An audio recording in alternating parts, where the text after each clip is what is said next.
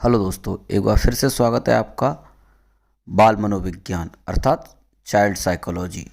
आज हम देखेंगे कि चाइल्ड साइकोलॉजी की डेफिनेशन किसने क्या क्या दी हैं, अर्थात विभिन्न फिलोसफरों द्वारा साइकोलॉजिस्टों द्वारा दी गई साइकोलॉजी की डेफिनेशनों को हम इसमें पढ़ेंगे कि आखिरकार किस मनोवैज्ञानिक ने कौन सी डेफिनेशन यानी कि परिभाषा दी है।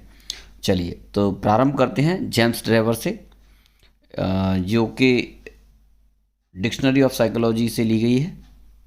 उन्होंने कहा है, child psychology a branch of psychology which study the human being in development from birth to maturity. अर्थात बाल मनोविज्ञान की वह शाखा है जिसमें जन्म से परिपक्व अवस्था तक विकसित हो रहे मानव का अध्ययन किया जाता है। ये जेम्स ड्रेवर ने कहा था। और मैं आपको थोड़ी सी जानकारी ये भी बता दूं कि ये सारी जो परिभाषाएं हैं आपके सभी कॉम्पिटिटिव एग्ज़ाम जैसे कि यूपी टेट, सी टेट, यहाँ तक कि एस टेट यानी कि सुपर टेट और B Ed, D El Ed और सबसे महत्वपूर्ण एम एड के जो सारे एग्ज़ाम होते हैं उनमें आती है।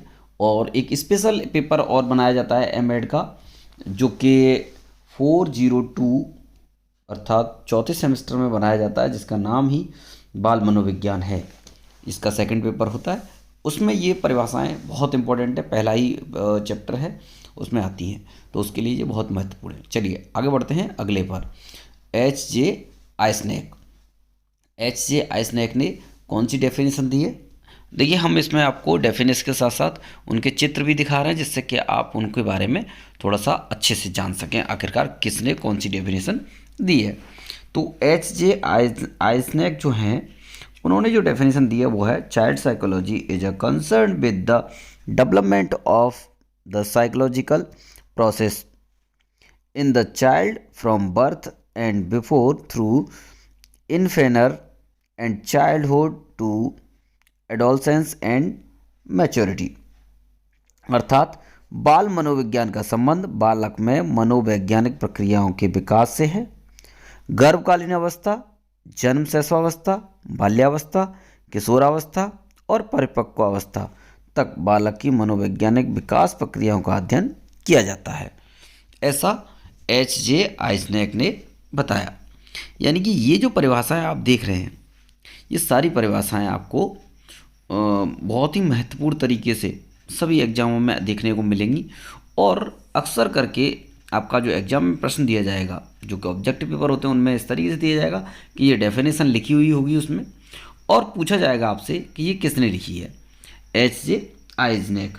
ठीक है ना, ये एच जे आइजनेक ने ये डेफिनेशन आपको प्रस्तुत की है, चाहे आपको हिंदी में आए या आपके इंग्लिश में आए, दोनों ही वर्जन में हमने इसमें डाला है और उनके पिक्चर से डाला है, जिससे कि आप उसको अच्छे से समझ सकें।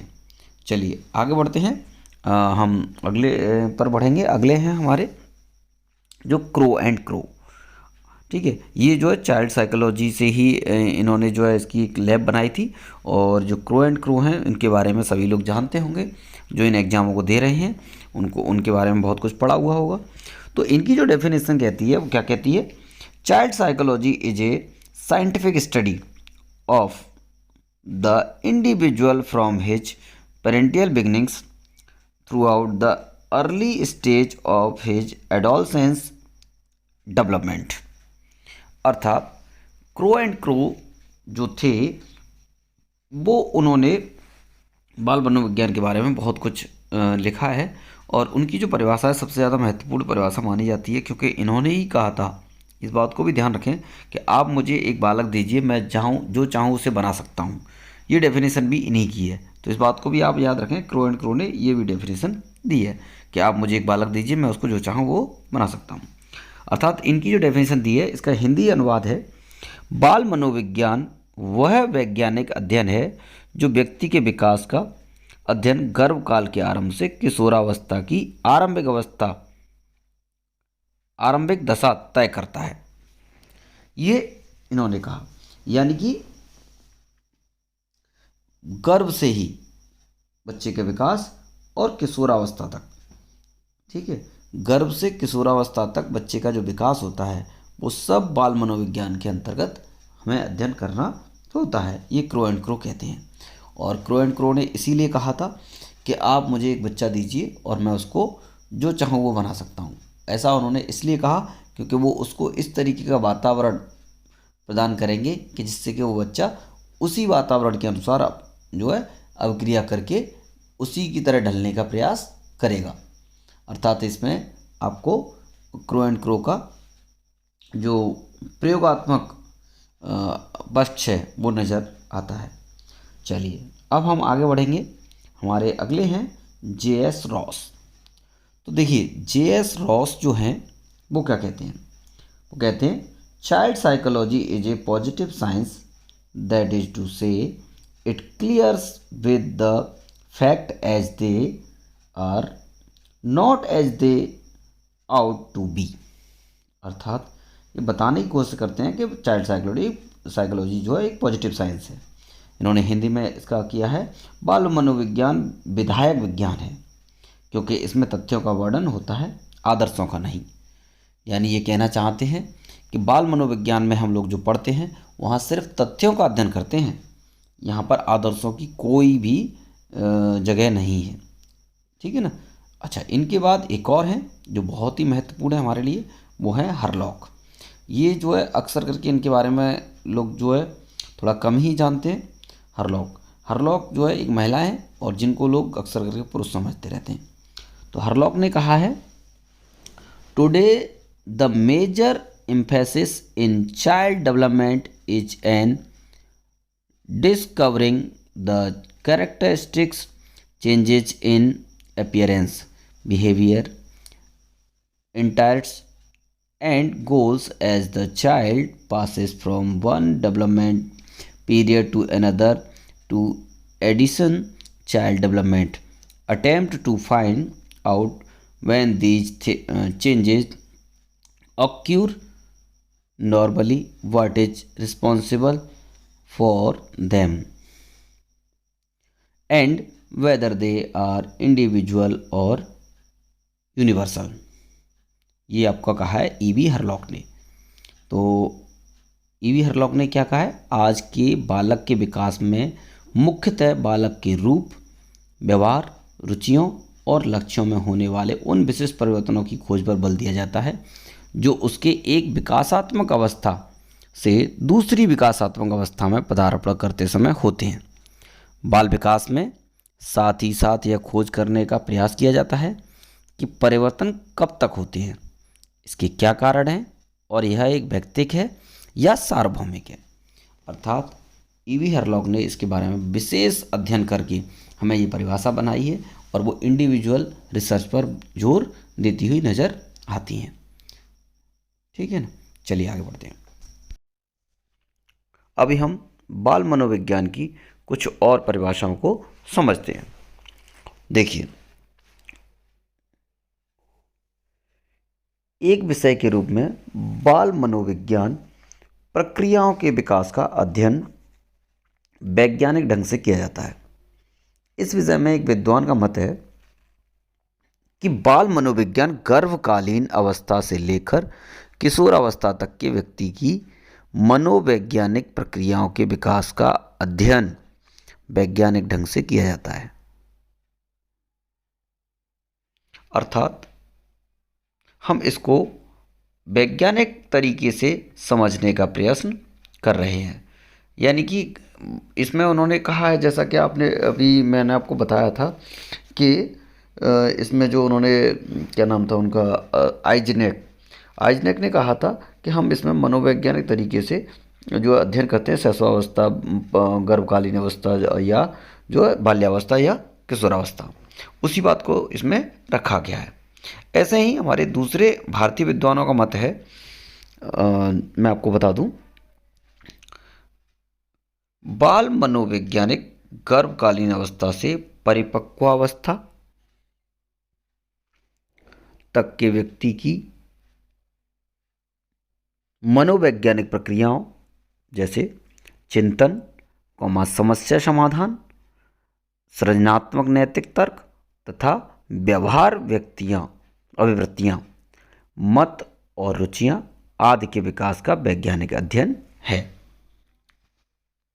अच्छा, अब हम इसमें आगे देखेंगे एक विकासात्मक अवस्था से दूसरी विकासात्मक अवस्था में पदार्पण करते समय कौन कौन से विशिष्ट परिवर्तन होते हैं, यह परिवर्तन कब होते हैं, उनके क्या कारण हैं, इनकी अंतर्निहित प्रक्रियाएं क्या क्या हैं, यह सार्वभौमिक या व्यक्तिगत है आदि का संबंध भी आज के आधुनिक बाल मनोविज्ञान से रखा गया है। यानी कि ये सारे जो भारतीय विद्वानों के मत हैं उनको मिलाकर एक परिभाषा बनाई गई है और यह परिभाषा एक संपूर्ण परिभाषा के रूप में अपने आप को व्यक्त करती हुई नजर आती है। तो आप इस परिभाषा को भी अपने एग्जाम में लिख सकते हैं और अगर कहीं ऑब्जेक्ट में आती है तो भारतीय विद्वानों के मत के अनुसार परिभाषा ये आपको दी गई है। बाल मनोविज्ञान की ये परिभाषा भी आपके सामने प्रस्तुत की जाती है क्योंकि इसमें हमने सभी मतों को विशेष रूप से अध्ययन किया है। चलिए अब इसमें हम आगे पढ़ते हैं कि राष्ट्रीय शिक्षा आयोग द्वारा जो प्रदत्त परिभाषाएं हैं वो क्या हैं, उनके बारे में हम थोड़ा छोटा छोटा पढ़ते हैं कि आखिरकार राष्ट्रीय शिक्षा आयोग ने हमें क्या क्या परिभाषाएं दी हैं। नंबर फर्स्ट, बाल मनोविज्ञान बालकों की शैशव काल से किशोर काल तक की विभिन्न जानकारी प्रदान कराने वाला विषय है। अर्थात इस विषय में किशोर काल तक के बालक के शारीरिक, मानसिक, सामाजिक तथा संवेगात्मक विकास का विस्तार से अध्ययन किया जाता है। हम इसमें बालक के किशोरावस्था तक के सभी पक्षों का अध्ययन कर रहे हैं जिसमें कि मानसिक, शारीरिक और सामाजिक, जबकि यहाँ पर उसके संवेगों के बारे में भी व्यक्त किया गया है क्योंकि संवेगों का विकास सर्वाधिक किशोरावस्था में ही होता है और किशोरावस्था में हम बच्चे के शारीरिक के साथ साथ संवेगात्मक विकास का भी अध्ययन करते हैं। इसी प्रकार हम इसका द्वितीय भाग देखेंगे।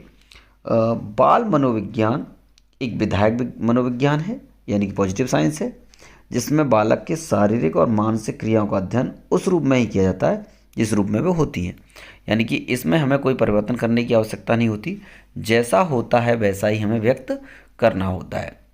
यानी कि मानसिक और शारीरिक क्रियाओं के बारे में इसमें अध्ययन करने के लिए हमारा राष्ट्रीय शिक्षा आयोग कहता है। अच्छा, इसी प्रकार जो तीसरा भाग है इसका वो भी बहुत ही सरल है। बाल मनोविज्ञान में जन्म से लेकर मृत्यु तक, अर्थात बाल मनोविज्ञान में जन्म से लेकर मृत्यु तक होने वाले परिवर्तनों का अध्ययन किया जाता है। जन्म से लेकर मृत्यु तक के सारे परिवर्तन इसमें किए जाते हैं। बाल मनोविज्ञान अपनी विषय सामग्री का अध्ययन विकासात्मक दृष्टि से करता है। अर्थात बाल मनोविज्ञान में गर्भावस्था, शैशवावस्था तथा किशोरावस्था आदि का अध्ययन अत्यंत सूक्ष्मता तथा गहनता से किया जाता है। इसी कारण बाल मनोविज्ञान को विकासात्मक मनोविज्ञान भी कहा जाता है। अर्थात हम इसको समझ सकते हैं कि जो बाल मनोविज्ञान है उसको हमेशा विकास का विज्ञान कहा जाता है। यानी कि मनुष्य के शारीरिक, मानसिक एवं सभी विभिन्न पक्षों का विकास हम बाल मनोविज्ञान में अध्ययन करते हैं, जहाँ की गर्भावस्था में भी हुए बालक के विकास का अध्ययन इसमें समाहित होता है। यानी कि हम इसमें सारे मनोवैज्ञानिक आधार लगाते हुए हम इसमें अध्ययन करते हैं। अच्छा, इसी प्रकार ये जो चारों परिभाषाएं राष्ट्रीय शिक्षा आयोग ने एक्सेप्ट की हैं, इनके बारे में प्रश्न आपके एग्जाम में ज़रूर बनेगा। इसलिए इन प्रश्नों को, इन चारों परिभाषाओं को विशेष ध्यान रखें। और जो ऊपर हमने आपको 5 परिभाषाएं बताई हैं जिसमें कि James Trevor, H.J. Isaac and crow and Hurlock, ये महत्वपूर्ण परिभाषाएं थी जिनके बारे में हमने आपको इसमें विशेष रूप से बताया। तो आप इनको विशेष तौर पर एक बार लिख लें क्योंकि हमने इसको आपके नोट्स बनाने के पर्पज़ से वीडियो को बनाया है जिससे कि आप अपने नोट्स बना सकें। अच्छा, अगर आपको किसी और सब्जेक्ट से रिलेटेड कोई वीडियो, कोई भी आपका पीडीएफ फाइल चाहिए तो आप हमारे इस चैनल पर कमेंट कर सकते हैं, जिसके ज़रिए हम आपका सहयोग कर सकते हैं, जो कि बिल्कुल निःशुल्क होगा। इसके लिए हम आपसे कोई चार्ज नहीं करते। आपको सारे पीडीएफ निःशुल्क प्रोवाइड कराई जाएंगी। अर्थात आप अपना कमेंट जरूर करें कि आखिरकार आपने ये वीडियो में क्या क्या देखा। चलिए आगे बढ़ते हैं हम अगले टॉपिक की ओर कि आखिरकार इसमें आगे हमें क्या देखने को मिल रहा है। चलिए, थॉमस के अनुसार एक परिभाषा है, उसको भी समझ लेते हैं। यह सभी को एक नई दिशा प्रदान करने का कार्य करता है एवं उसे रुचि रूप प्रदान करने का कार्य करता है। ये थॉमसन ने परिभाषा दी है बाल विकास की। ऐसे ही बाल विकास की बहुत सारी परिभाषाओं को हमने विशेषताओं के रूप में यहाँ दिया हुआ है। यानी कि अगर हम समझें कि बाल विकास की विशेषताएं क्या हैं, अर्थात कैरेक्टरिस्टिक्स ऑफ चाइल्ड साइकोलॉजी, यानी चाइल्ड साइकोलॉजी की विशेषता क्या है, क्योंकि विशेषताओं को ही तो परिभाषाएं कहा जाता है। बहुत से लोग ये बात नहीं समझ पाते अभी, लेकिन यहाँ जो विशेषताएं होती हैं वही परिभाषाएं होती हैं। सबसे पहला पॉइंट है विशेषताओं में, नंबर फर्स्ट, इसका केंद्र बिंदु बालक होता है।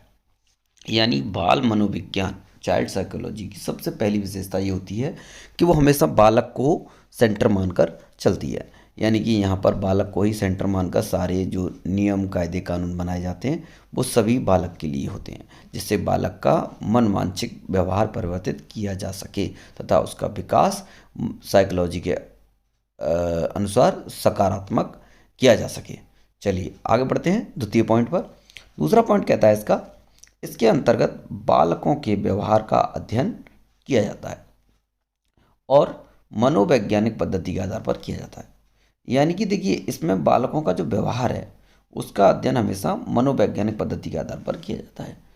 यानी कि हम इसमें कोई भी अपनी तरफ से कुछ ना जो जोड़ सकते हैं ना जो है इसमें बदल सकते हैं। यानी कि मनोवैज्ञानिक पद्धति कहती है कि इसमें इसके सामाजिक, आर्थिक, मानसिक तथा वास्तविक जीवन की जो घटनाएं हैं उनको मनोवैज्ञानिक तरीके से आप इसे जो है समझेंगे।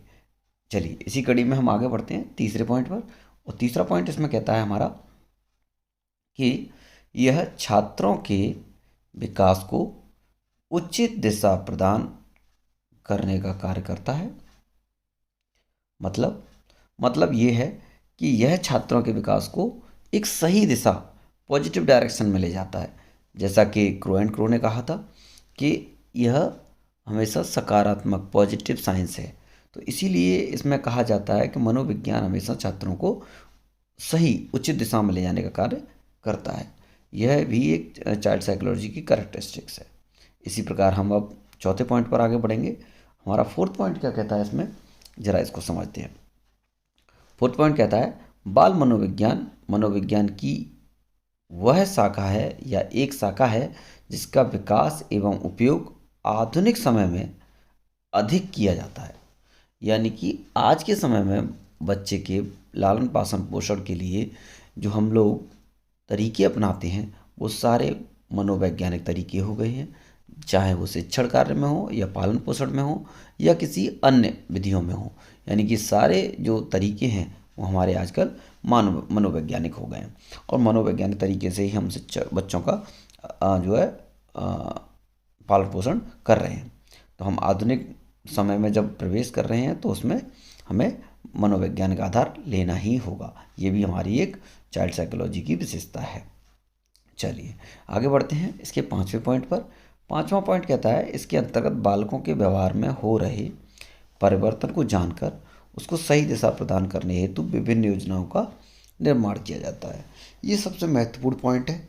इस पॉइंट में हम लोग देखेंगे कि बालकों का जो व्यवहार है उसमें जब परिवर्तन होता है तो उसको सही दिशा प्रदान करने के लिए हम अलग अलग प्रकार की योजनाएं बनाते हैं और उन योजनाओं के अनुसार ही हम इस पर कार्य करते हैं। जब हम इसमें कार्य करते हैं तो देखते हैं कि इसमें जो अलग अलग विशेषताएं दे रखी हैं उन विशेषताओं को हम लोग सही तरीके से इसमें इन्वॉल्व कर लेते हैं और उन विशेषताओं को इन्वॉल्व करके उसके व्यवहार में परिवर्तन करने का प्रयास करते हैं। ये सारी चीज़ें हमने इसकी जो है बाल मनोविज्ञान की विशेषताओं में अध्ययन किया। Characteristics of child psychology. अच्छा, मैं अब आपसे कहूँगा, यदि आप कोई भी बालक की कोई विशेष जो है विशेषता देखते हैं, किसी बच्चे में विशेष योग्यता देखते हैं, आपको लगता है कि ये जो मनोविज्ञान का विषय होना चाहिए, तो कृपया करके हमें कमेंट करें, जिससे कि हम उसको आगे आने वाले शिक्षण कार्यक्रम में जुड़वाने का प्रयास करेंगे, क्योंकि अपने आपके द्वारा दिए गए सुझाव हमेशा शिक्षा के लिए अग्रणी होते हैं। यानी कि आपको लगता है कि बाल मनोविज्ञान की कोई और विशेषता है जो इनके अलावा इसमें से हमने छोड़ दी है या छूट गई है, तो आप उसे हमें कमेंट करके ज़रूर बताएं, क्योंकि आपका कमेंट हमारे लिए बहुत अमूल्य और बहुमूल्य होता है। क्योंकि आपके द्वारा सिर्फ एक छोटा सा कमेंट हमें जो है ये एहसास प्रदान कराता है कि हम जो वीडियो बना रहे हैं या जो हम लोग आपको कंटेंट प्रोवाइड करा रहे हैं वो आपके लिए सभी एग्ज़ाम में काम आ रहा है, और उन एग्ज़ामों में आप जो है सफलता प्राप्त कर रहे हैं।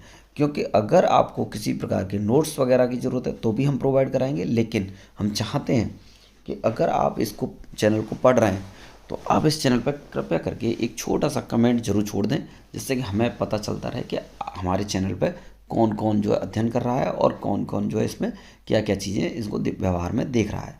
तो मैं चाहता हूँ कि आप लोग कृपया करके एक छोटा सा कमेंट ये करें कि बाल मनोविज्ञान में हमने कौन सी विशेषता हमसे छूट गई है।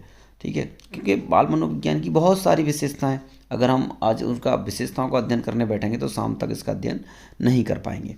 तो कृपया करके आप अपना एक महत्वपूर्ण छोटा सा कमेंट डाल दीजिए कि बाल मनोविज्ञान की विशेषताएं क्या क्या है। देखिए, अब मैं आपको इसी कड़ी में आगे बताना चाहता हूँ कि हम लोग अब पढ़ेंगे इसमें बाल मनोविज्ञान का क्षेत्र एवं प्रकृति, यानी कि हम इसको कह सकते हैं कि नेचर एंड स्कोप और चाइल्ड साइकोलॉजी।